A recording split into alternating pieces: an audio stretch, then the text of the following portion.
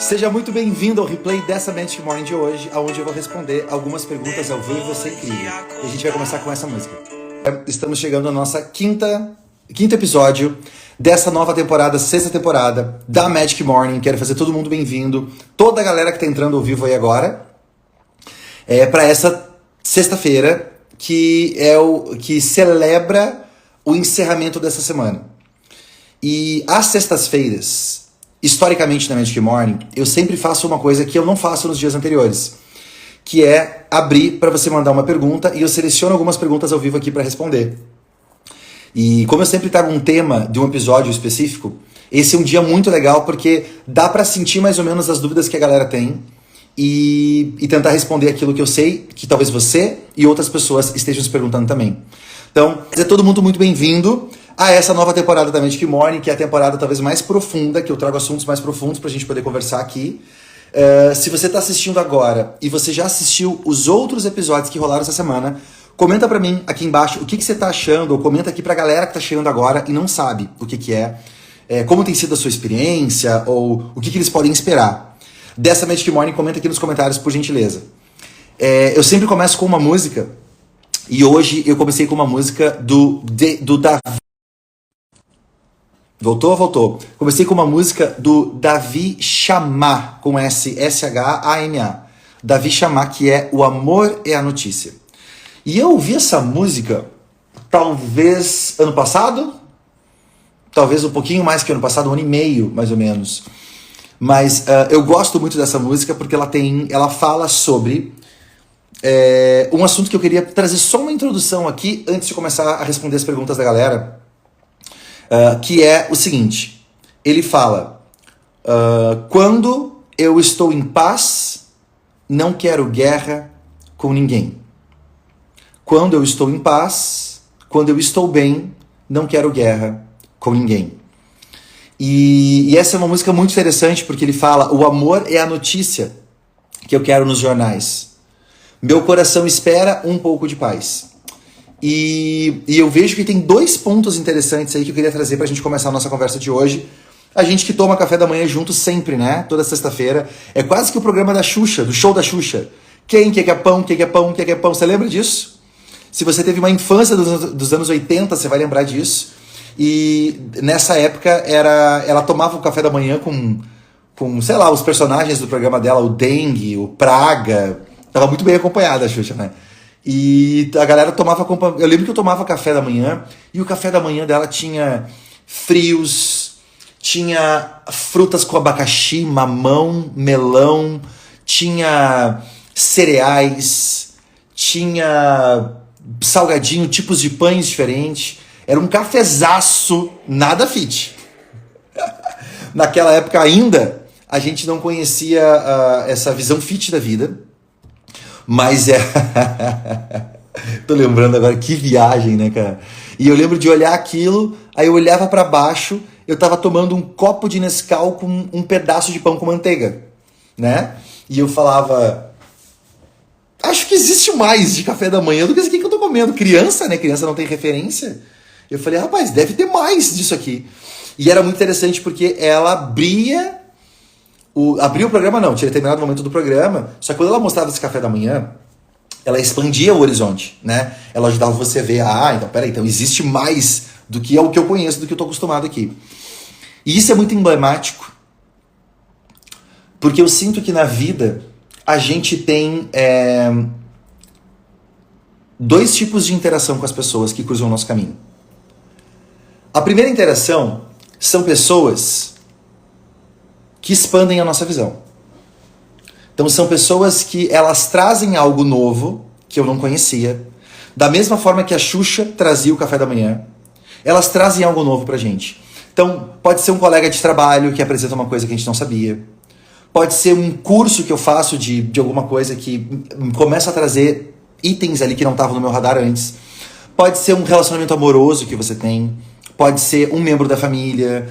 Tem uma pessoa que eu não tenho muito contato, mas eu tive uma conversa, eu tive uma experiência, eu tive alguma coisa, e aí aquela interação com aquela pessoa traz pra gente uma nova referência que a gente não tinha.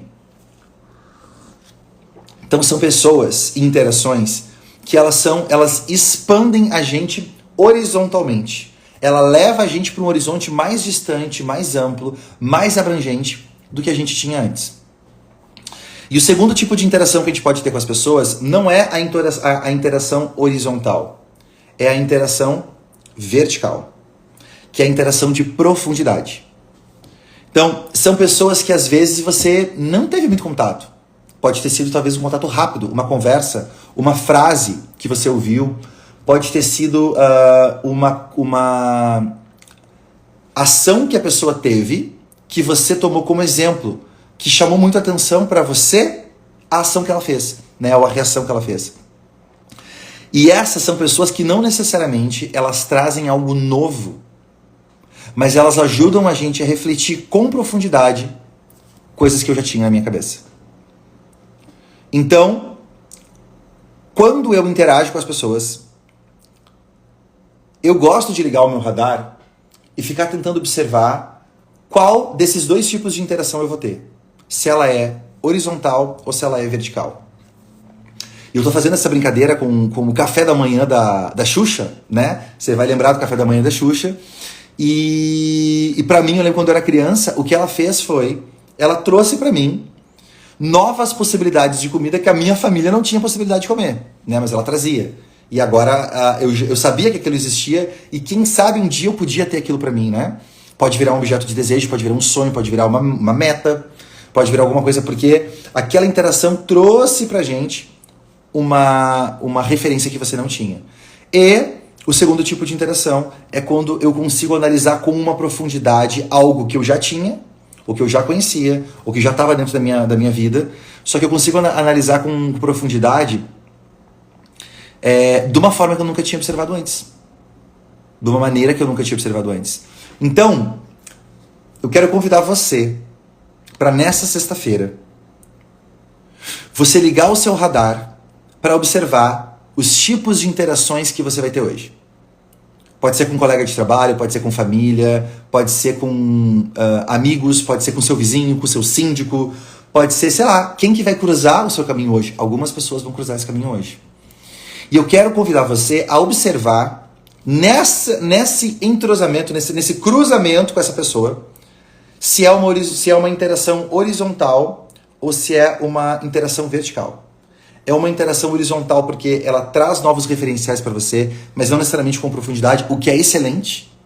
Ou se ela traz uma profundidade com algo que você já conhecia, que você já tinha, mas que você nunca tinha visto daquele lado, o que também é excelente, né? Tá tudo certo. Tudo na vida acontece por um motivo, tudo acontece na hora certa, do jeito certo, só que a gente vai descobrir isso com o tempo. E isso é importante por quê?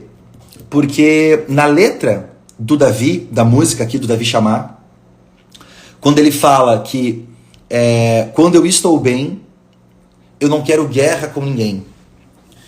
Eu sinto que essa guerra que ele está falando, ela vem de uma disputa por algo que os dois querem, mas que não é possível os dois terem. E eu queria tirar um minutinho para poder falar sobre isso. Quando eu tenho, sei lá, imagina o seguinte, dois vizinhos brigando por uma cerca.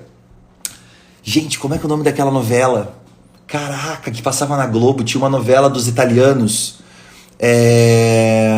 o Terra Nostra. Lembra do Terra Nostra? Eram duas... Ai, meu Deus, começou a Magic Morning bem hoje, citando Xuxa e novela. Começamos assim, rapaz, com o pé direito. Excelente, maravilhoso. Eu lembro do Terra Nostra que eram duas famílias que brigavam por causa de uma cerca, de uma fazenda, então eles se odiavam. Que era os Bertinazzi e eu não vou lembrar o nome da outra família. Eram duas famílias italianas. Se alguém lembrar, comenta aqui pra mim nos comentários. Os Bertinazzi e os Mezenga. Isso. Os Bertinazzi e os Mezenga. Não era o rei do gado? Não era o coisa? Não era... era o rei do gado? Tá bom. Então era isso aí mesmo. O rei do gado. E aí, gente, a galera nessa novela do Rei do Gado, dessas famílias, eles se odiavam. Então, os pais, que eram os vamos chamar assim, já os avós, né, eram os pilares da linha de paternidade, era a linha de autoridade, eles eram os patriarcas da família. Um odiava o outro porque eles brigaram lá atrás. E como eles brigaram lá atrás, a galera entrou na vibe da família. E por a vibe, e pra galera entrar na vibe, os filhos também brigavam, os netos também brigavam, e aquilo foi se perpetuando durante muito tempo, aquela briga, né? E aí desenrola, que eu nem lembro mais o que tem na novela lá. Era no Rei do Gado que ele tinha... que ele fincava uma faca no pé de uma árvore, e ele prendia um diabo dentro de uma garrafinha. Putz, eu não vou lembrar, cara, eu não sou bom com novela. Mas enfim. E aí o que acontece? Em algum momento, essas duas famílias estavam brigando por uma cerca. E um queria que a cerca fosse para cá, outro queria que a cerca fosse para lá. E aquela disputa virou uma briga.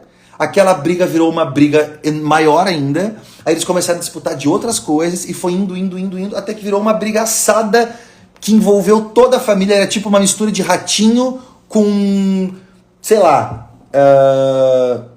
João Kleber.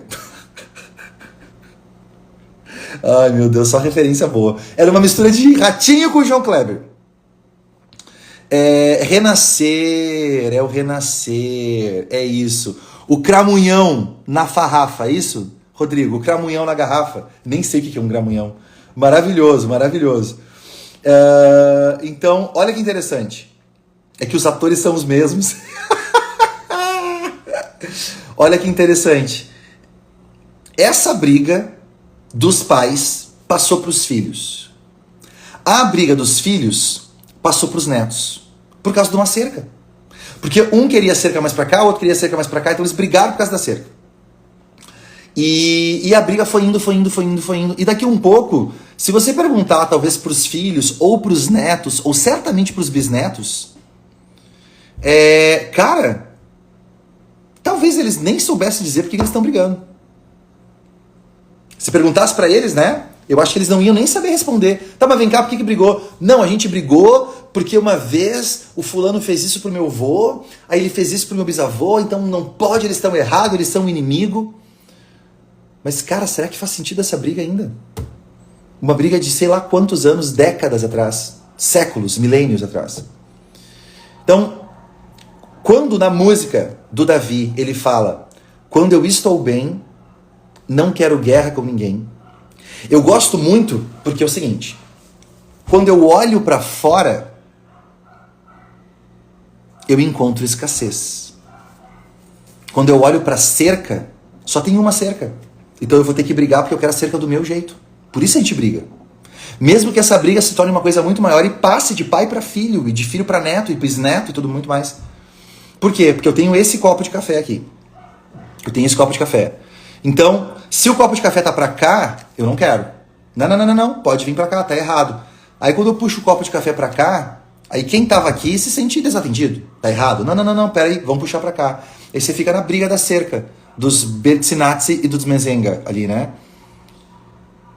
Por quê? Porque eu tô focando o meu objeto na cerca. E a cerca só tem uma. Agora, quando eu olho para dentro, eu encontro o infinito. Não tem fim. E o que é olhar para dentro nesse contexto? Eu quero falar um pouquinho sobre isso, conectando com a música e abrindo para perguntas já aqui. Então, você que está chegando lá, quando eu olho para fora e eu acredito que o meu objeto de valor é esse copo aqui, o que acontece? Só tem um copo. A gente vai brigar. Porque se você ganha o copo, eu perco. Ou se eu ganho o copo, você perde. E ninguém quer perder na vida. Então, como eu coloco o peso de importância no objeto, eu preciso ter o objeto perto de mim para que eu me sinta importante, justificado, para que eu me sinta amado, para que eu sinta seja o que for. Quando eu perco isso aqui, não é o objeto só que eu estou perdendo, é o sentimento de valor que eu tenho atrelado a esse objeto. E é isso que dói de verdade.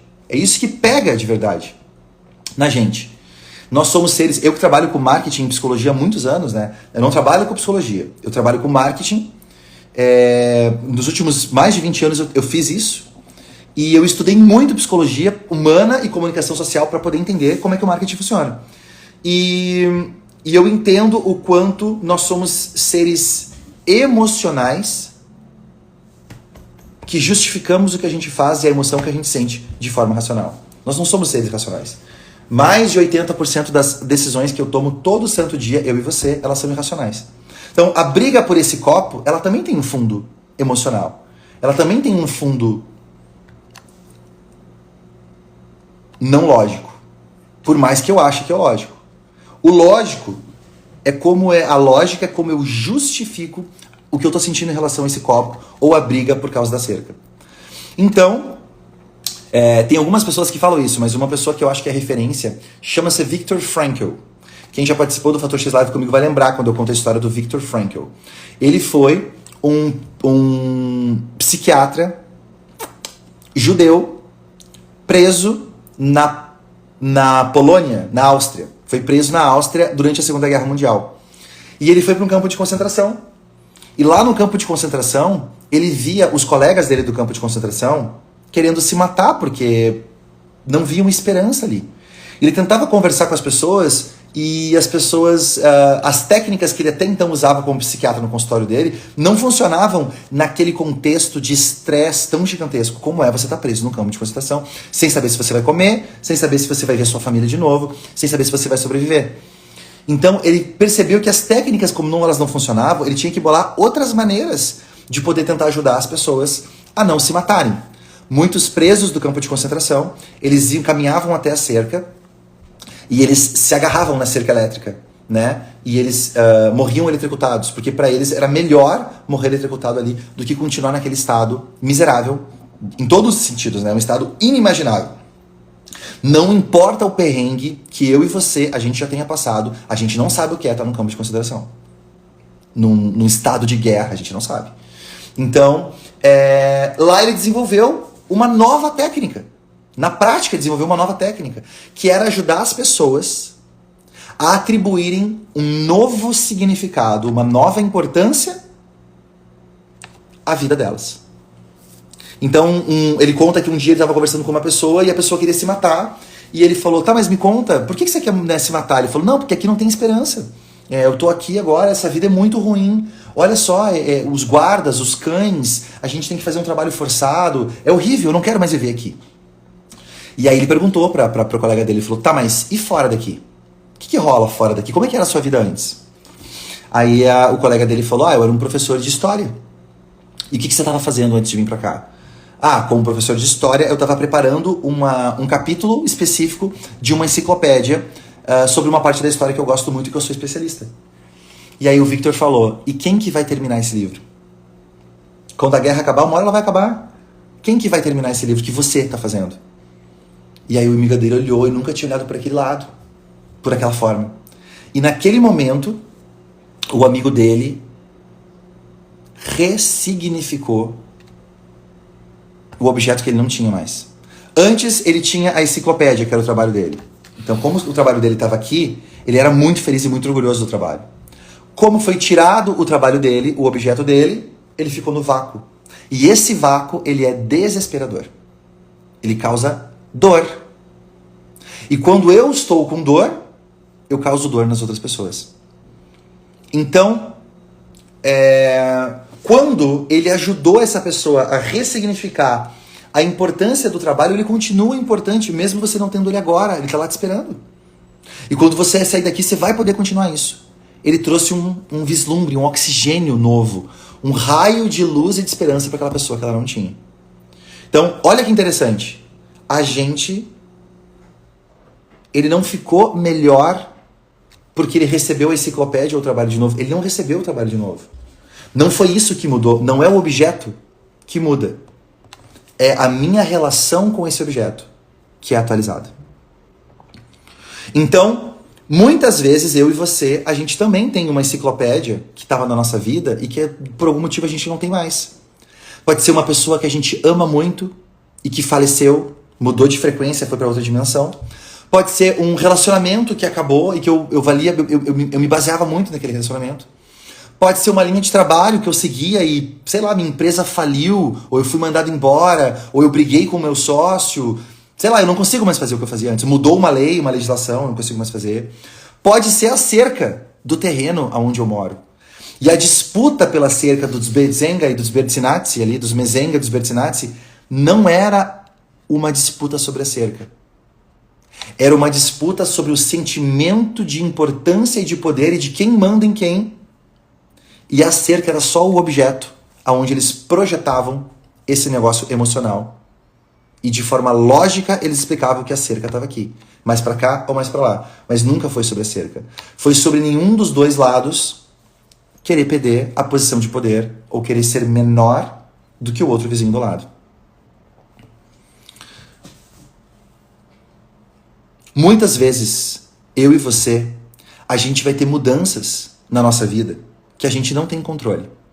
Quem estava assistindo a Magic Morning ontem, a gente falou sobre mudanças. E quando essas mudanças acontecem, quanto mais eu tento controlar o objeto, que é, não, eu não aceito essa mudança, eu não aceito que esse objeto saiu daqui para cá. Eu quero que esse objeto volte ao estado anterior. Eu quero que aquele meu ente querido que morreu volte a estar vivo. Eu quero que aquela minha casa que eu morava e que deu uma enchente ou pegou fogo volte a ser como antes. Eu quero que aquele relacionamento que acabou volte a ser como antes. Percebe? Esse querer manter o que era antes é o controle da cerca. Só que não é sobre a cerca, não é sobre o relacionamento, não é sobre o emprego, não é sobre o trabalho, não é sobre nada disso. Como o Viktor Frankl traz pra gente, e ele criou uma tecnologia nova para poder mudar esse significado chamado logosofia. Para quem não conhece aí, você pode pesquisar no Google depois. Eu levei pro palco do Fator X Live, é o maior especialista de logosofia do Brasil, né, para poder explicar sobre isso e contar a história. Então, não é sobre isso. É sobre como eu me relaciono. E se eu tenho um sentimento, por exemplo, de inferioridade muito grande, ativo dentro de mim, não trabalhado, que muitas vezes vem da infância, ou vem de outros carnavais, toda vez que alguém olha pra mim torto, eu fico bravo, eu fico louco. Por quê? Por que quem é essa pessoa? Por que ela tá achando que ela é melhor que eu? Não, ela não tá achando nada. Sou eu que, com meu sentimento de inferioridade não trabalhado, projeto na cerca o motivo da briga, arranjo briga com o vizinho, mas na verdade não é sobre isso. Sou eu. E a prova disso é que a briga nunca vem sozinha. Anota isso se fizer sentido para você. A briga nunca vem sozinha. Geralmente, quando você está em briga com um ponto com uma pessoa, você desperta outras brigas com outras pessoas também. Ou em outras situações. E isso acontece para que a gente possa identificar que está rolando um padrão ali. Não é um caso isolado. E o convite para a gente é que eu não consigo resolver a cerca com todo mundo. Eu não consigo. Porque o jogo não é do lado de fora. Depois de tanto estudar isso, eu comecei a entender que o jogo é do lado de dentro. E é como eu me sinto em relação àquilo. Quando eu tô com esse sentimento de inferioridade, por exemplo, né, que é uma característica comum hoje em dia. Quando eu tenho esse meu complexo de inferioridade, né? Por que o nome é complexo? Porque são várias variáveis que criam essa situação. Quando eu tenho um complexo de inferioridade, várias coisas que acontecem no meu dia são gatilhos para ativar aquele meu sentimento de inferioridade. E se eu for tentar mudar o mundo lá fora e brigar com cada uma dessas coisas, vai ser impossível. Não tem como conviver dessa forma. Então, a saída não é olhar para fora e tentar mudar o que me incomoda. É olhar para dentro e me perguntar por que isso me incomoda. E quando a gente faz isso, eu começo a entender que a pessoa que estava olhando torta para mim no posto de gasolina, no restaurante, meu amigo, meu vizinho, sei lá, em qualquer lugar, ele não é o culpado. Não, mas ele fez isso para mim. Calma, jovem Padawan. Calma, coração. Ele não é o culpado. Ele é só um instrumento para trazer para você algo que está pegando em você. Então eu tenho que olhar para dentro. E tem maneiras diferentes de a gente poder trabalhar isso, né? Mas eu tenho que olhar para dentro. E eu digo isso porque a minha linha de trabalho me coloca em contato com líderes empresariais do mundo inteiro. E muitas vezes, quando eu vou ajudar esse líder a montar uma estratégia, a montar um novo negócio, a fazer uma expansão, seja o que for, geralmente ele busca a minha ajuda por causa do marketing, porque é uma área que eu domino, né? Eu sou referência nessa área. Rapaz, é muito curioso, cara. É muito curioso. Porque quanto mais eu estudo, eu venho estudando muito isso nos últimos anos, mais eu descubro que o problema dele nunca é marketing. Nunca é marketing. O problema é mais embaixo. E o problema nunca está do lado de fora. O problema está dentro. E se o cara não trabalhar isso aqui dentro dele, cara, você pode querer mudar o que você quiser na volta. Eu estou mudando o copo. Eu estou mudando a cerca. E vai ser questão de minutos até ter uma nova cerca. Até ter um novo copo. E aí tem negócios incríveis que eles acabam. Porque os fundadores, ou a família dos fundadores, eles se arrebentam. É os Mezenga e os Bertinazzi. E se arrebentam por quê? Porque falta um trabalho interno e não um trabalho externo. Então, se você olhar desse ângulo, você vai descobrir que a música do Davi, que a gente começou a Magic Morning de hoje, ela faz muito sentido. Quando eu estou bem, não quero guerra com ninguém. Porque quando eu trabalho dentro de mim, o que está me incomodando dentro de mim, os outros deixam de ser gatilho. Então eu não vou mais brigar por aquilo lá, né? Até porque nada é nosso, né? Nada é nosso. Tudo que a gente tem nós somos administradores de tudo que a gente tem por um tempo. Até o nosso corpo, né? Nosso pai e a nossa mãe cederam material genético para a gente desenvolver o nosso corpo, mas o nosso corpo é do planeta Terra. É feito de matéria do planeta Terra. Então, até o corpo que a gente tem está sendo emprestado para a gente, para essa escola chamada vida no planeta Terra que a gente está passando. E o objetivo é a gente ter lições que nunca vão ser do lado de fora, sempre vão ser do lado de dentro. Faz sentido isso, gente? Põe sim para mim aqui, e quanto mais letras tiver o seu sim, mais eu sei que você está entendendo o que a gente está falando. Eu vou dar uma olhada aqui nas perguntas. Se você quiser, clica no aviãozinho de papel, você pode convidar até três pessoas que você conhece para poder participar aqui dessa Magic Morning. Deixa eu dar uma olhada aqui nas perguntas. Se você não mandou, manda sua pergunta para mim aqui embaixo, clicando no botãozinho de interrogação que tem nesse balãozinho.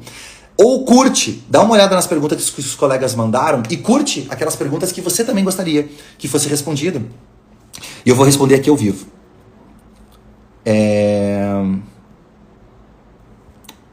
Olha só. Olha que interessante. Como é que eu faço isso? Ele não tem, né?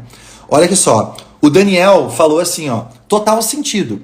Trazendo aqui para o contexto de concorrência de mercado. Olha que interessante, Daniel, quando a gente fala de concorrência. Isso que eu vou te falar agora, eu já falei tantas vezes na vida. A concorrência, ela existe quando eu encontro alguém que atinge 3 características, 3 pontos específicos. E os 3 pontos são: alguém que oferece ou vende a mesma coisa para a mesma pessoa do mesmo jeito. Né? Essa é a definição que eu ensino aos empresários há muitos anos. Isso é a minha definição de concorrente. A mesma coisa, ou seja, fotografia, ele também é um fotógrafo. E ele vende para o mesmo avatar que eu, o mesmo cliente, o mesmo perfil de cliente. Se eu faço fotógrafo de gestante, ele também é fotógrafo de gestante. E do mesmo jeito, da mesma maneira que eu me comunico, da mesma forma. Se você não atinge um desses itens, 3 itens, então ele não é um concorrente direto. Agora vamos trazer para cá porque a gente está conversando. Quando eu encontro alguém que atinge esses 3 níveis e o cara está concorrendo comigo, e o empresário é uma pessoa que não está bem trabalhado dentro dele, o que ele fica? Ele fica com raiva. Ele fica revoltado. Ele fica obcecado. E ele fala, não, cara, esses concorrentes, a gente tem que acabar com esses concorrentes, cara. Não pode, isso aqui é como se o concorrente fosse um mal. Como se o concorrente fosse um câncer. E não é. Né? Se você tem um campeonato de futebol e você tem lá o Flamengo, o São Paulo, o Grêmio. Bom, o Grêmio não, porque é o campeão referência, né? Nível internacional. Tô falando do futebol brasileiro. Você tem vários times, né? Você tem lá o Atlético Mineiro, você tem o Bahia.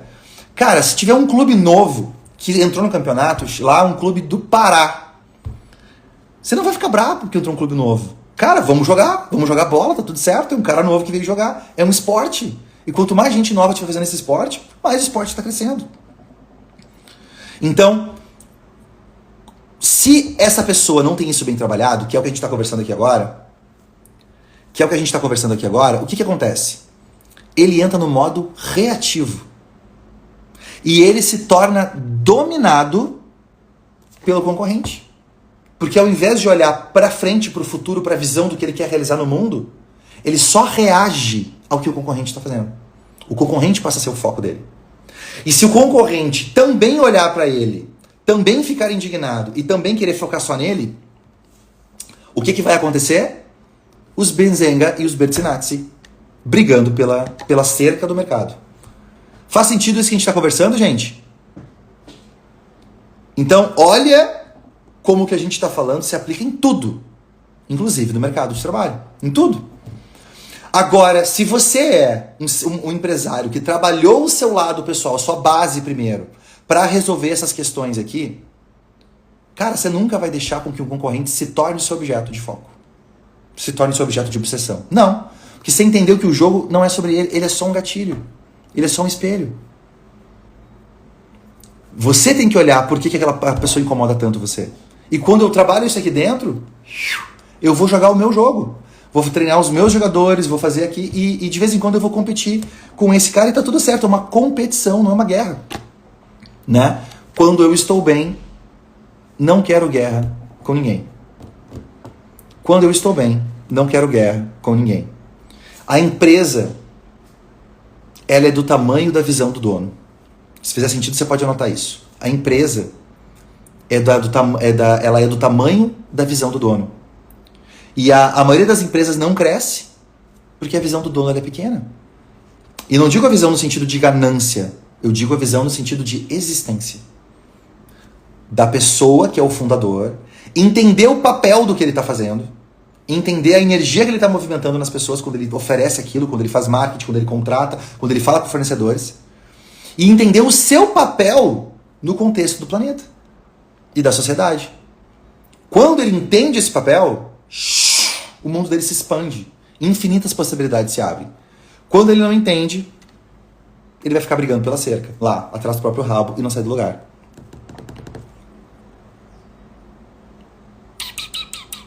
Vamos lá então, deixa eu pegar aqui as perguntas.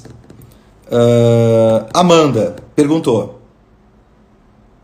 acho que tenho medo de prosperar quando começo algo, sempre paraliso. Por que será? Pode ser por vários motivos, Amanda, vários motivos. Se eu tivesse que escolher o motivo número 1 baseado no que eu já vivi na minha pele, tá? Eu mesmo. Ou baseado na experiência de tanta gente que eu ajudei nos últimos mais de 20 anos, tem que atualizar esses 20 anos, porque já faz 25 anos quase. Eu diria que o maior bloqueio que a gente tem quando quer fazer uma coisa nova é o apego à pessoa que eu sou atualmente. E que eu não quero abrir mão para ser a pessoa que sabe jogar o nível de jogo que você quer chegar. Imagina que você está numa escola e você é um aluno de 3ª série. E o seu objetivo é passar de ano e ir para a 4ª série, do primário, uma criança. E eu me esforcei tanto para poder me tornar um aluno de 3ª série. Eu passei do pré, eu passei do jardim, eu passei da 1ª série, eu passei da 2ª, e agora estou na 3ª. Para eu ir para o 4º ano, eu vou ter que aprender matérias novas que no 2º ano eu não precisava estudar.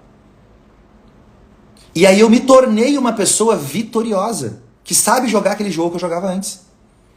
Então eu me tornei conhecido na cidade, eu me tornei conhecido na minha família, eu me tornei, sei lá, eu criei uma identidade ao redor de quem eu sou atualmente. E para eu poder fazer esse novo projeto, ele vai pedir, e às vezes exigir, que eu consiga fazer novas coisas que eu não fazia antes. E eu tenho medo de ter que fazer essas coisas. Por quê? Porque não é sobre a coisa. É que para fazer essas coisas, talvez, eu vou ter que deixar de ser aquela pessoa conhecida. E talvez ser o melhor aluno da 3ª série tem medo de ser o pior aluno da 4ª série, porque o jogo mudou.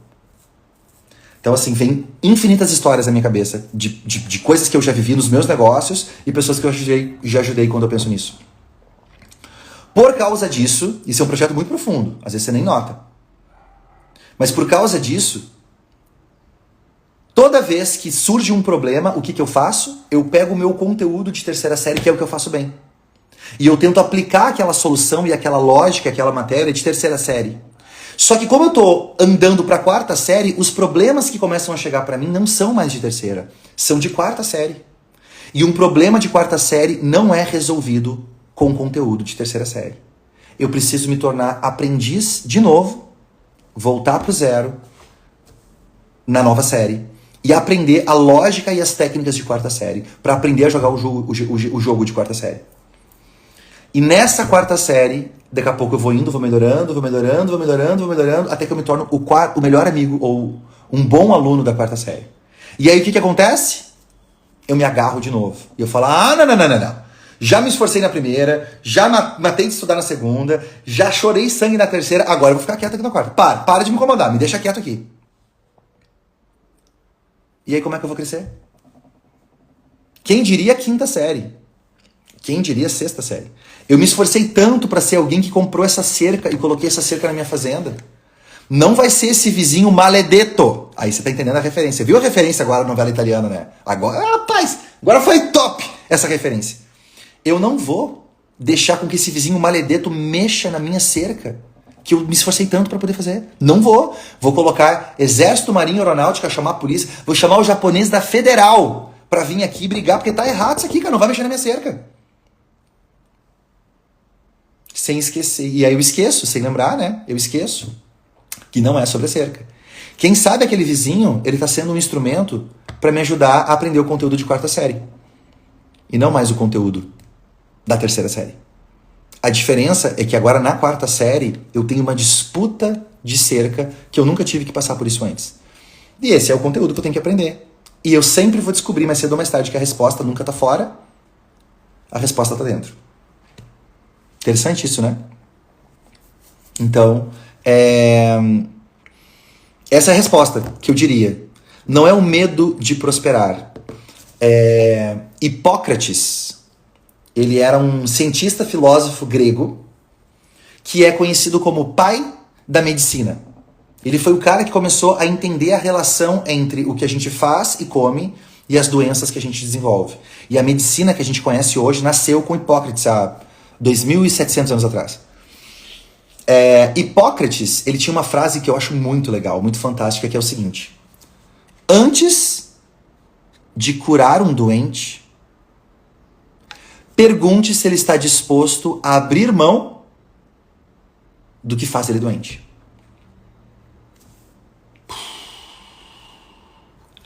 Antes de curar um doente, pergunte para ele se ele está disposto a abrir mão do que torna ele doente. Então, se eu fumo cigarro enlouquecidamente, eu não posso reclamar que eu estou com câncer de pulmão, porque eu não quero abrir mão do cigarro. Então, tudo bem, continuo fumando, mas não reclama do pulmão. Se eu estou preso na cerca e eu estou brigando, e aí eu estou brigando por causa da cerca, e a cerca faz com que eu brigue de facão lá com o meu vizinho, e eu tomo uns golpes de facão de vez em quando, não adianta eu ir pro hospital, dar ponte no golpe de facão, porque no dia seguinte eu vou brigar de novo. No outro dia eu vou brigar de novo. Não é sobre o facão. O facão é só o sintoma de algo mais profundo, que é o meu apego à cerca. Então, se eu não estou disposto a abrir mão daquilo que me deixa doente, o que eu acho que o médico vai fazer? Vai me curar como? Toda cura é autocura. Dentro desse contexto que a gente está conversando. Toda a cura é autocura. Então, assim, eu posso... Se eu estou com dor de cabeça, eu posso tomar um remédio para dor de cabeça? Posso. Olha que interessante a palavra remédio. Ela vem do latim, o remediar. Re significa fazer de novo, né? Igual replay, você está tocando de novo. Relembrar é lembrar de novo. Então, é fazer de novo. E médio a média vem de mídia, que é um meio. Então é você construir o meio de novo. É isso que um remédio faz. Ele é um meio, ele não é um fim. Ele religa o meio entre duas coisas que perderam contato. Mas ele não é um fim, ele não é a solução. A verdadeira cura sempre vem da cura. Eu saí pra jantar esses tempos, eu, a Betina e o Dr. Pedro Andrade, que é um médico incrível de medicina de precisão que eu sigo e que eu me conectei com ele um tempo atrás porque ele gosta de ET. E ele fala abertamente, na clínica dele tem umas estátuas de ET enorme, ele tem uma tatuagem de ET, e depois eu fui descobrir, entender melhor o que ele fazia, ele é muito bom. A gente estava sentado na mesa, no jantar, e ele estava falando assim, ele falou pra mim, cara, eu sou provavelmente o melhor médico que fala de nutrogenoma, eu acho que é o nome, que é a ligação entre genética e nutrição. E o que isso desencadeia de um monte de doença. Eu sou provavelmente o melhor do Brasil, porque eu trabalho feito louco em cima disso nos últimos anos, né? Não sei quantos anos de carreira ele tem. E se eu tivesse que dizer o motivo número 1 pelo qual os meus pacientes acabam desenvolvendo doenças como câncer, é a falta de perdão. Ele não falou do cigarro, ele não falou da bebida, ele não falou do sol, de pegar sol, ele não falou da comida, cara, não falou nada. Não falou do McDonald's. Não falou do açúcar, apesar que eu acho que tudo isso também tem um papel aí. Não. Ele falou da falta de perdão. Você imagina um médico que cuida de genética ter feito a ligação como a falta de perdão gera câncer. E ele falou, a falta de perdão é alguém passou por um problema na vida e ficou apegado. E não aceita aquilo, cara. Não aceita.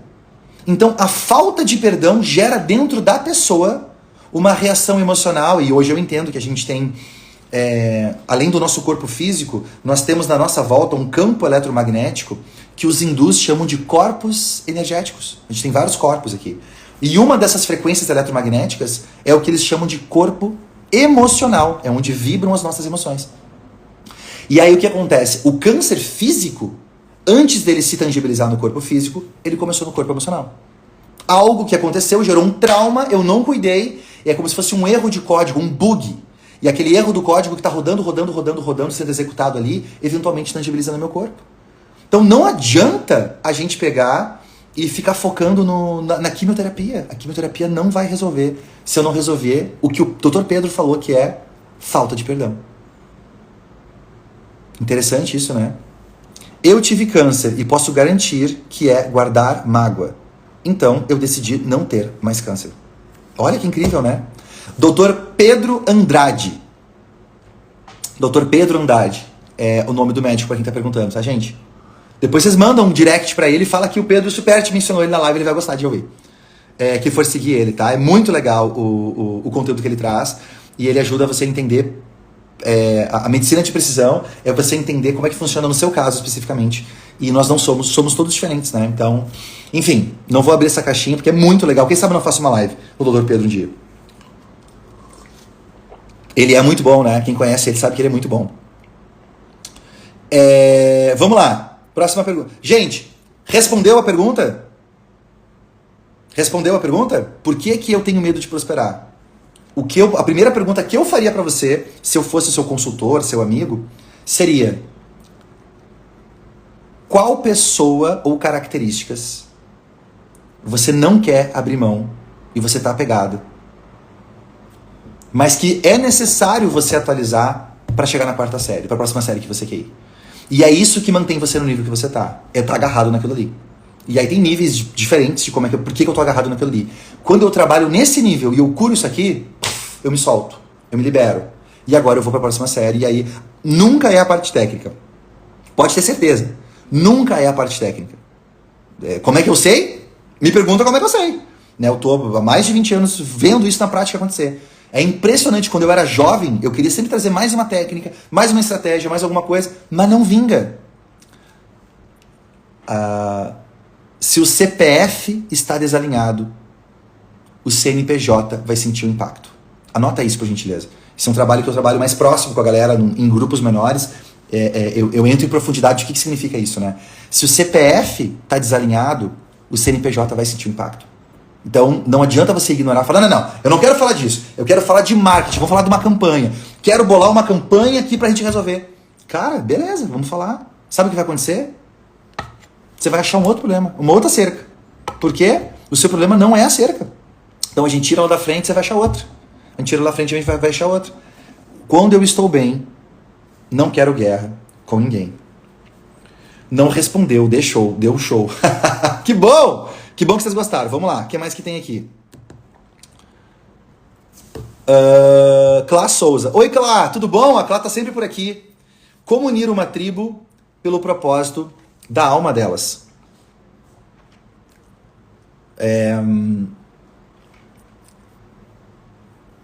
Ajudando essas pessoas a reconhecer que o propósito da alma delas tem outras pessoas passando por aquilo também. E talvez o grande gargalo é que a maioria das pessoas nem sabe que tem um propósito de alma. Não sabe. Como a gente vem falando essa semana, eu falei algumas vezes sobre isso, né?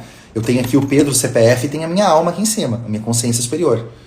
E esse meu eu superior, ele sabe o que eu tenho que fazer, mas o CPF tá perdido. Tá aqui tentando conseguir curtida, tá aqui fazendo dancinha, tá aqui tentando comprar um carro, porque daí eu vou andar de carro na rua, as pessoas vão achar que eu sou importante, né? Eu tô perdido, tô desconectado. Quando eu me reconecto nisso aqui, você vai para uma outra esfera de entendimento. Então, eu provavelmente focaria a minha comunicação em ajudar a trazer clareza para essas pessoas, para que elas reconheçam, ou seja, conheçam novamente. Porque dentro dela elas já sabem, elas só esqueceram. E quando você mostra e desenha, ela fala, peraí, cara, é isso aí, agora eu lembro, é isso. E aí ela se aproxima. É outro nível de comunicação, né? Claro, não é um nível de comunicação voltado para funcionalidades, para produto, para serviço. É um outro nível de comunicação. Você fala com a alma. Eu costumo dizer que a maioria das empresas está disputando a mente do cliente. Mas o verdadeiro tesouro está em conquistar o coração. E as marcas não sabem falar com o coração.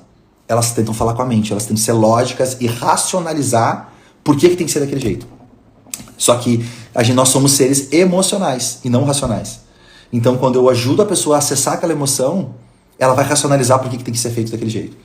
E se eu só trabalho no nível lógico, ela vai ficar crítica e o resultado disso é pedir desconto. Então, eu ajudaria as pessoas a relembrar isso. Vamos ver. Tainá Porte. Porque sempre que estamos prestes a virar uma chave, o medo, a mente e outros fatores surgem. Porque o nosso sistema nervoso, Tainá, ele é preparado para nos alertar do perigo. Essa é uma função importante do sistema nervoso. E ele faz isso de várias maneiras. Com sentimentos, com sensações, com reações físicas, psicossomáticas. Então tem doenças. Vou citar um exemplo. Tem um amigo meu que ele era muito apaixonado pela companheira dele. E aí eles brigaram, tal e tal. E a companheira dele saiu com um cartão de crédito e gastou 200 mil reais no cartão de crédito dele. Só que ao mesmo tempo, quando ele brigou com a companheira, ele queria muito voltar e ela não queria saber mais dele. Acabou, não queria. Mas ele queria voltar. Ele ficou preso naquele relacionamento. E aí ele parou de trabalhar. Porque ele estava com tanta dor por causa do fim do relacionamento que ele não tinha mais vontade de trabalhar. E por parar de trabalhar, ele não conseguia gerar dinheiro. Por não conseguir gerar dinheiro, ele não conseguia pagar a conta e ele entrou num problema gigantesco. Então era um ciclo onde ele tinha um problema, que era o banco cobrando ele, e a vida dele financeira entrando em apuros. E toda vez que ele tinha um problema financeiro, aquilo relembrava a menina. E toda vez que relembrava a menina, relembrava ele que ele não tinha a menina. Então ele tinha menos energia para trabalhar. Ele trabalhava menos. Trabalhando menos, ele tinha mais problema. Que ele lembrava a menina que ele trabalhava menos, que ele tinha menos. Você entende? Ele entrou num ciclo que ele não conseguia. Faz tempo que a gente não conversa, mas até onde eu sei, ele não tinha quebrado isso ainda. Então é muito difícil. Lembra do CPF? Quando o CPF está desalinhado, o CNPJ sente. Então, isso é o sistema nervoso dele interpretando o fim do relacionamento como uma ameaça existencial. Ele vai morrer. Quer dizer que eu não sou bom? Quer dizer que é isso? Como é que ela pode ter me traído? Ela mentiu pra mim. Aí você entra numa paranoia, estilo música da Marília Mendonça. Parece, né, um show de sofrência. Vou pro bar, esquecer, porque como é que ela fez isso pra mim? Porque não merece, você não vale o que come. Eu vou pisar em cima, e eu vou pra balada, e eu vou provar que eu sou bonito, e eu vou te mostrar o que você perdeu. Cara, não é sobre a cerca, nunca é sobre a cerca, né? Então, provavelmente é isso.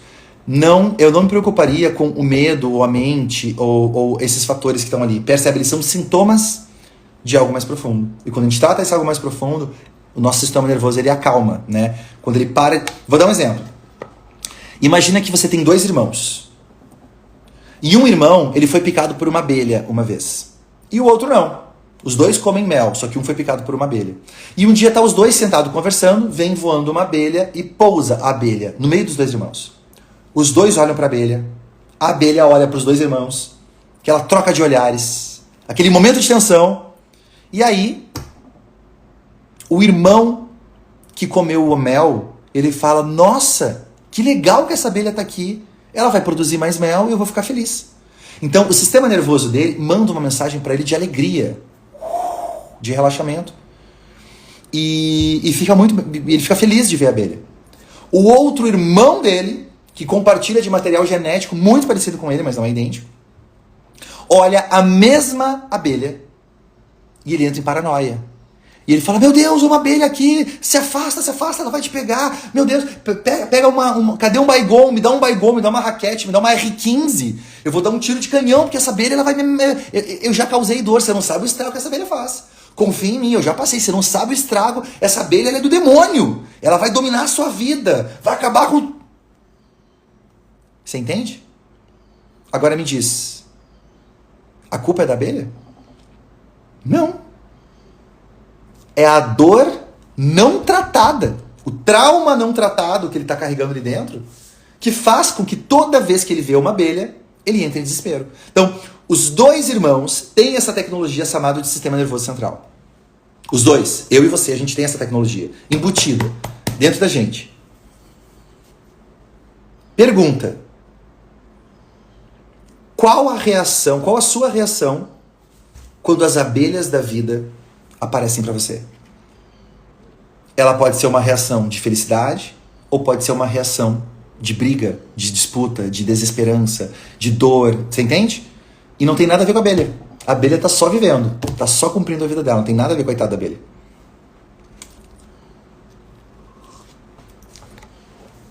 Faz sentido, gente? Pois sim pra mim aqui embaixo. Quanto mais letras tiver o seu sim, eu entendo que você tá entendendo o que eu tô falando. Vamos lá. O que mais que tem?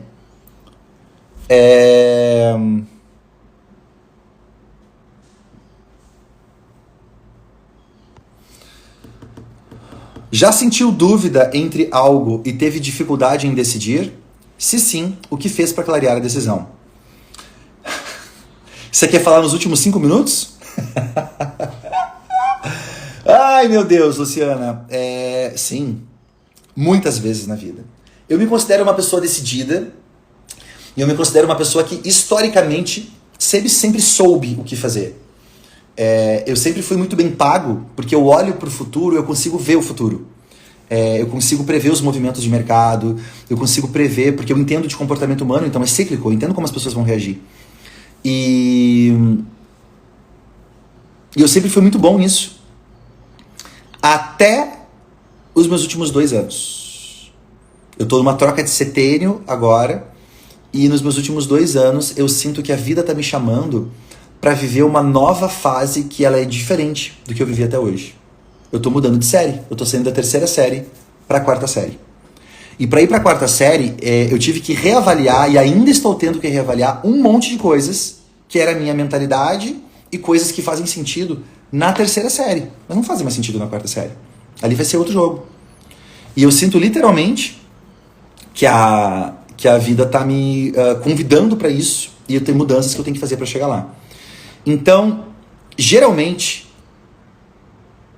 para eu poder chegar lá e para eu poder focar nessas coisas, o que eu sinto foi que é como se eu tivesse perdido o meu superpoder para algumas coisas na vida, de conseguir ver lá na frente o que vai desenrolar. 2, 3, 5, 10 anos à frente. Para algumas coisas, outras coisas eu ainda tenho isso.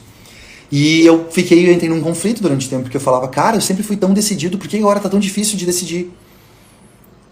E se eu pudesse responder, é porque eu acho que para esse novo ciclo da minha vida, eu tô me usando como exemplo para responder a sua pergunta, tá? Mudança de ciclo. Eu acho que para esse novo ciclo da minha vida, digamos que eu vou viver até os 80 anos. Eu tô com 40 anos agora. Eu tô no show do intervalo do Galvão. Tô na metade do intervalo do jogo. Teve o primeiro tempo, tá tendo um intervalo, vai ter o segundo tempo. Nesse próximo ciclo, eu vou viver uma coisa completamente diferente. Que não tem. Que o primeiro ciclo foi uma preparação. Mas vai ser uma coisa diferente. Vai ser um jogo diferente. E aí tem um monte de loucura acontecendo nos últimos tempos da minha vida. Real, oficial, assim, de arrepiar o cabelo, que tá fazendo esse movimento. Então, eu acho que a vida fez com que eu perdesse o meu poder de conseguir enxergar pra frente em algumas áreas na vida. Por quê? Para eu desenvolver não mais a decisão lógica. Essa decisão já é bem trabalhada, eu sou bom nisso. Para desenvolver a decisão intuitiva. Essa é a minha teoria. E a decisão intuitiva é uma inteligência que a gente tem que ela não vem daqui. Que ela vem daqui. Ela vem através do sentir, que é uma outra linguagem. É como se a gente falasse português e o sentir fosse alemão ou fosse latim. Você tem que estudar essa linguagem. Você tem que praticar essa linguagem para conseguir entender o que ela está querendo falar com você. E eu acho que para eu ser o líder do movimento que a vida está me chamando para ser, eu preciso desenvolver novas tecnologias que eu não tinha sendo o líder do movimento, das coisas que eu fazia antes. Se eu não desenvolver essas capacidades, eu não vou conseguir executar o trabalho que a minha alma se propôs a executar. Por isso, eles desativaram algumas coisas. Para que eu possa desenvolver isso aqui, senão eu ia continuar viciado no padrão anterior. Faz sentido isso? Então eu acredito que quando você tem dificuldade de decidir alguma coisa... Fala, doutor Pedro Andrade, tudo bom? Cara, eu falei de ti aqui agora, a galera te marcou? Pra quem tava perguntando, tá aí o Pedro Andrade nos comentários, gente, o médico que eu tava citando. Tamo junto, Pedrão. Quando eu tô nessa fase, eu preciso aceitar que tá tudo bem. Que é uma maneira de eu poder ativar, de aprender, desenvolver. Aí você começa a notar, se nessa nova fase é uma fase que eu vou ter que caminhar muito, digamos que a primeira fase é uma fase que eu caminhava muito, então eu desenvolvi as pernas, né? Eu caminho, a minha perna ficou forte. Digamos que nessa nova fase, agora, nesse novo momento, eu não tenho que caminhar, eu tenho que nadar. Imagina um triatlon, uma prova de triatlon, né? Eu tenho que nadar. Nadar vai exigir de mim novas habilidades que eu não tinha antes. Vai exigir de mim o desenvolvimento dos braços, de uma técnica que quando eu caminho eu não preciso. Só que a próxima fase da sua vida, você vai ter que atravessar um oceano ou um rio. Você não vai ter mais que atravessar uma planície, um campo ou subir uma montanha. Você já aprendeu a subir a montanha. Agora é o momento de aprender a atravessar um rio mergulhando, atravessar um mar. Ir de uma ilha a outra, atravessando o mar. Para eu poder atravessar o mar, não adianta nada eu ficar focando no caminhar, porque o que eu caminho na terra não funciona no mar. Então eu queria trazer essa visão para você, essa perspectiva, tá? Uma nova perspectiva. Talvez o que a vida está convidando você é para aprender a nadar. Você já aprendeu a mergulhar, você já aprendeu a caminhar, você já aprendeu a correr. Tá bom, tá excelente. Mas você não quer subir de fase? Você não quer ir para a próxima fase? Você não quer ir para a próxima série? Na próxima série, a gente vai precisar de habilidades diferentes. Exemplo, quem aqui é pai ou mãe? Você tem filhos? Me diz, antes de ter filhos, você vivia uma vida. Aí você ficou grávida, nasceu o bebê e a sua vida mudou completamente. Agora você tem que amamentar, você não dorme mais, o sono todo é intervalado, o seu corpo está à disposição daquele ser que você tem que alimentar, e durante 1, 2, 3 anos talvez, a sua vida toda teve que ser adaptada para aquilo e devagarinho você foi voltando para o mercado de trabalho ou não, se adaptou a sua família, o seu carro, tudo mudou com a chegada desse novo membro da família, né? Foi assim? Você que é pai ou mãe, me conta aqui embaixo. Se foi assim, a sua vida mudou depois que seu filho chegou? Provavelmente, essa criança, o primeiro de mais, se você caso você tenha mais de um filho, né? Essa chegada dessas crianças, o que aconteceu? Elas a chegada das crianças, exigiram que você desenvolvesse habilidades que você não tinha antes, como a habilidade de nunca mais dormir. A maioria das pessoas que eu conheço, que são pais, aprenderam uma habilidade de nunca mais dormir. Chega um ponto que você fala, cara, eu nunca mais vou dormir, eu desisto. Eu já não quero mais dormir, porque eu sei que eu nunca mais vou dormir. Não, você vai dormir. Vai levar alguns anos, mas você vai dormir de novo, né? Então assim, mudou. Agora me diz, você seria um bom pai ou uma boa mãe se você se recusasse a aprender o que um bom pai ou uma boa mãe precisa fazer? Porque você não tinha isso antes, você não precisava. Antes você trabalhava, chegava em casa, assistia Netflix, dormia domingo até meio-dia se você quisesse, viajava, não tinha que cuidar de ninguém, tá tudo certo. Agora você tem uma responsabilidade, agora mudou, agora é diferente. Né? Tem um filho autista, imagina, então, né? É uma nova camada de cuidado, além do filho já ter o filho, né? Então, eu queria convidar você para olhar por esse olhar. Talvez a vida está preparando você para você desenvolver habilidades que você vai precisar para atravessar o mar. Você já sabe caminhar, agora vamos aprender a nadar. Porque sabendo nadar é que você vai chegar na ilha, e lá na ilha vai ter coisas novas, que é a sua nova fase da nova série. A vida é uma escola, a gente vai subindo de série. A nova série exige essas novas coisas. E geralmente quando a gente está em dúvida ou dificuldade de decidir, primeiro, é porque eu não tenho essa visão.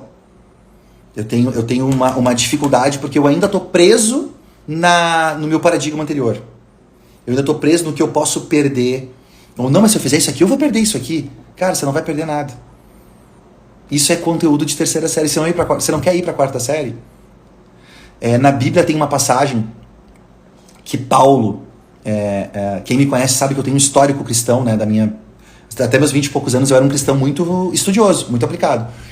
Então tem uma passagem que me veio na cabeça agora de Paulo escrevendo para as epístolas deles, as cartas para os povoados cristãos, né, ele era o líder e ajudava a coordenar o trabalho lá no Novo Testamento. E ele dizia, quando eu era criança, eu me preocupava com coisas de criança. Agora que eu sou homem, eu me preocupo com coisas de homem. Quem sabe a vida não está chamando você para a fase adulta.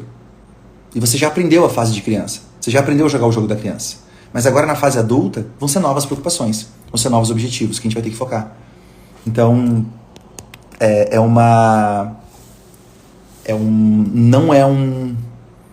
a mudança não é uma ameaça. Ela é um convite. A mudança, ela não é uma ameaça. Ela é um convite. E eu posso recusar. Só que daí vai vir uma outra mudança, um outro convite mais grave. E depois vai vir um mais grave. Até que chega uma hora que eu não tenho mais como fugir. Então, eu posso escolher aceitar a mudança, ao invés de ser obrigado a ter que escolher uma mudança muito pior lá na frente.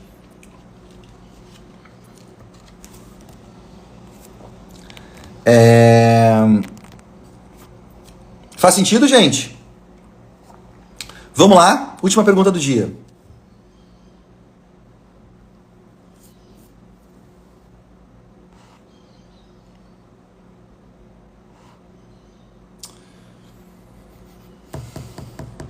Autistas ajudando na elevação de consciência espiritual. Já pensou sobre isso? Já. Eu tenho algumas teorias sobre isso, alguns pontos de vista. De repente eu posso fazer um Magic Morning só sobre autismo. Eu conheço algumas pessoas com níveis diferentes de autismo, dentro do espectro de autismo. E eu não sou pai, que fique um disclaimer, né? Eu não sou pai de criança autista. Então, obviamente, não é desse lugar que eu posso falar, não tem como. Mas o que eu posso falar é uma observação que eu acho que é relevante e encaixa com tudo que a gente está conversando aqui hoje. É o seguinte.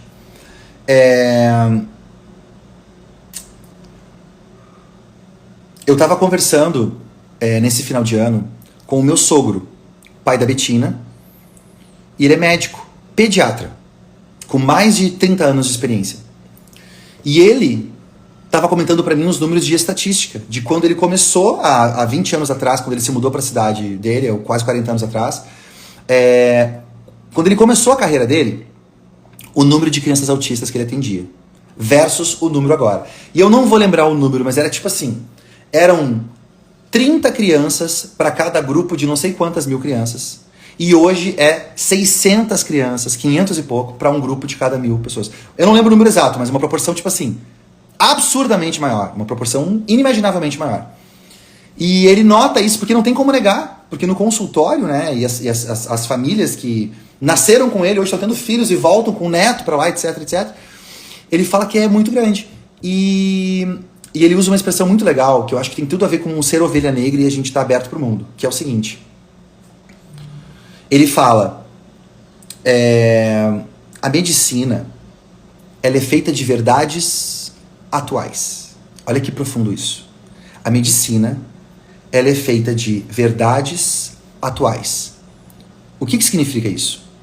Verdades atuais é uma verdade? Baseado no que a gente entende até agora.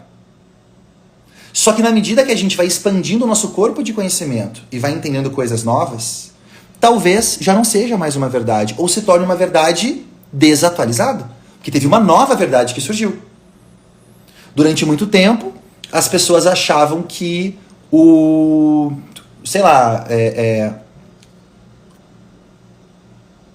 deixa eu ver um exemplo. Durante muito tempo as pessoas achavam que as pessoas canhotas, elas eram pessoas doentes. E um pai morria de vergonha de um filho escrever com a mão esquerda. Tá errado, porque é uma anomalia, meu filho tem problemas. Então as famílias antigamente engessavam a mão do canhoto para ele ficar obrigado a não usar a mão e aprender a escrever com a mão direita. E hoje a ciência entende que a gente não tem problema nenhum com a questão esquerda, com a mão esquerda. Não existe problema nenhum. Na verdade, é só uma característica genética e tudo mais. Então, a gente, muitas vezes, está preso numa versão desatualizada da verdade. E quando o Neneco, o nome dele, né, desse médico, meu sogro, quando ele estava contando isso para mim, o que ele falou? Ele falou, as crianças que estão vindo agora com autismo, elas não são doentes. Elas são mais evoluídas. Da mesma forma que o Homo sapiens evoluiu para o Homo sapiens sapiens, e o Homo sapiens sapiens tinha características diferentes do Homo sapiens. Para o Homo sapiens sapiens era uma espécie doente. Porque era diferente, é estranho, faz umas coisas estranhas. E ele falou, pelo andar da carruagem, quem sabe não está chegando uma galera aí agora pro planeta que é a próxima onda evolutiva. E a gente está andando para isso. A gente ainda não tem como responder. Vai ter que analisar durante um bom tempo para ter uma janela para poder entender isso. E eu acho essa visão incrível, não só falando de autismo, mas falando de vida. Falando de vida. E eu queria encerrar a Magic Morning de hoje convidando você para pensar nisso, pensando dessa forma. O quanto você, hoje, número 1, está vivendo uma verdade que talvez um dia já foi atual para você, mas quem sabe ela não é mais. Só que eu ainda estou apegado nela, não quero deixar ela embora, mas nitidamente já não é mais aquilo. As coisas já mudaram na minha volta, mas eu não quero ver, né? Então, a verdade atual, a ciência é feita de verdades atuais, né? O quanto eu estou preparado para poder me desapegar de uma versão anterior, para poder aceitar a nova verdade. E a segunda coisa que eu queria poder dizer eu acredito que sim. Eu acredito que a gente está passando por um processo de chegada de almas e consciências que vêm de planos mais elevados. E isso acontece porque o planeta como um todo está passando por uma atualização. O planeta Terra está mudando de série. Está indo para a 5ª série. E o planeta Terra é um organismo vivo. Você já parou para pensar que talvez o planeta Terra ele seja a pessoa e nós somos as células da pessoa? Da mesma maneira que eu e você a gente está conversando e aqui as células da minha pele, elas não têm noção nenhuma que a gente está conversando. Porque a função dela no nível microscópico é só compor a minha pele e ficar renovando a minha pele. Eu tenho a célula do fígado, eu tenho a célula do pulmão, eu tenho a célula do meu cabelo, né? Eu tenho a célula da minha unha. Então, e se nós somos as células do planeta? Umas células que fazem parte desse ecossistema do planeta. O planeta, ele também, eu gosto de pensar, que ele também está na escala evolutiva dele. O planeta também está passando pelo processo. Para mim faz muito sentido pensar nisso. O planeta também está passando ele é uma forma de vida diferente da minha forma e da sua. Diferente. E ele também está passando pelo processo evolutivo. E está indo para a 5ª série. E se a gente não se adequar, a gente não dá conta de viver nesse planeta. Não vai dar conta. E eu acho que eu gosto de pensar que a gente está recebendo reforço. Bastante reforço. Tá chegando uma galera para ajudar nessa transição que a gente está fazendo. Então a galera que está aqui está começando a se perguntar coisas mais profundas, e a galera que está chegando está vindo com respostas e novas tecnologias para essas coisas mais profundas. E quem sabe as crianças autistas não fazem parte desse processo, né? Para mim faz muito sentido pensar que sim. Eles têm uma sensibilidade acima da média, e o corpo que o recebe não está preparado. Assim, eles irão... A sensibilidade na Terra em todos os sentidos. Irão evoluir a sensibilidade na Terra em todos os sentidos, né? O Rafa tá falando. Perfeito, Rafa. Faz sentido. Concordo. Precisamos mudar nossa vibração para ficarmos no planeta Terra. A Ana Paula tá falando. Concordo. Senão não cabe, né, gente? Senão não cabe. E assim como o autismo, nós temos outras coisas também aí que são sinais desse processo evolutivo. E uma das coisas que eu vejo é pessoas que estão parando para se questionar coisas que elas não questionavam antes. E isso é muito bom porque a Magic Morning nasceu para isso. Para sempre trazer um tema e uma provocação para a gente começar bem o dia e ter um bom dia com uma pulga atrás da orelha, né? Essa reunião de ovelhas negras que a gente tem aqui, para ter uma pulga atrás da orelha, para a gente poder contar uns com os outros, para que a gente relembre que nós não somos daqui, que nós estamos aqui para aprender lições. E esse tipo de conversa que a gente teve hoje de manhã, a minha esperança é que de alguma forma ela tenha contribuído para você para relembrar o que realmente é importante. Então não importa o que aconteça, a gente começou falando de Xuxa e do café da manhã da Xuxa e terminou falando de autismo e de crianças que estão ajudando a evoluir o planeta, né? Esses papos malucos, para mim, são os papos que eu amo, e é tão raro encontrar com quem a gente consegue conversar dessa forma, né? Geralmente a gente tem um amigo que eu falo desse assunto, eu tenho outro colega que eu falo desse assunto, mas esses papos que eu chamo carinhosamente de loucuragens, eles são raros, e eu amo, isso é o que faz o meu olho brilhar. Eu fico muito feliz que você está comigo aqui até hoje, pra gente poder conversar. Galera, escrevi quase um livro aqui com as suas considerações. Maravilhoso, maravilhoso. Gente, eu quero convidar você para voltar segunda-feira. Segunda-feira eu vou deixar esse replay para você poder assistir no final de semana. Quando ele aparecer no seu feed aí, que eu vou postar ele agora, marca nos comentários ou me conta nos comentários o que você achou. Eu amo ouvir seu feedback, porque durante a live eu não consigo ler os comentários e quando eu acabo aqui, ele apaga os comentários, né? Então, comenta nos comentários para mim, quando aparecer para você o post, o que você achou. E eu vou estar de volta segunda-feira. Coloca no seu celular o despertador. Segunda-feira, 7 da manhã. Sábado e domingo eu vou dar uma folga pra você. Segunda-feira eu volto pra gente voltar a nossa segunda semana dessa nova temporada, que tem muito assunto legal que eu quero trazer pra gente conversar. Beleza, gente? Beijo pra todo mundo. Feliz enorme, muito feliz de estar com vocês aqui. Excelente sexta-feira. A gente se vê semana que vem. Segunda-feira, 7 da manhã.